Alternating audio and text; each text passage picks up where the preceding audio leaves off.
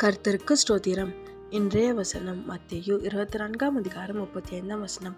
வானமும் பூமியும் ஒழிந்து போம், என் வார்த்தைகளோ ஒழிந்து போவதில்லை.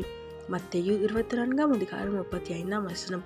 வானமும் பூமியும் ஒழிந்து போம், என் வார்த்தைகளோ ஒழிந்து போவதில்லை. இன்னைக்கு ஏசப்பா உங்ககிட்ட சொல்ல ஒரு வார்த்தை என்ன அப்படின்னா, அவரோட வாக்கு தந்தால் அது ஒழியாதுன்னு சொல்கிறார். ஆமேன். நீங்கள் சந்தேகத்தோடு இருக்கீங்களே, வாக்கு கொடுத்து இவ்வளோ வருஷம் ஆச்சு, வாக்கு தத்துவம் என்ன ஆச்சு அப்படிலாம் நினைக்கிறீங்களே, ஏசப்பா மறந்துட்டாரா அப்படிலாம் நினைக்கிறீங்களே. ஏசப்பா சொல்கிறார், வானம் பூமி ஒழிந்து போகும், என் வார்த்தை ஒழியாது. நான் உனக்கு கொடுத்தது நிச்சயமாக நிறைவேற்றுவேன், நான் பொய் சொல்ல மாட்டேன்னு சொல்கிறார். ஆமேன்.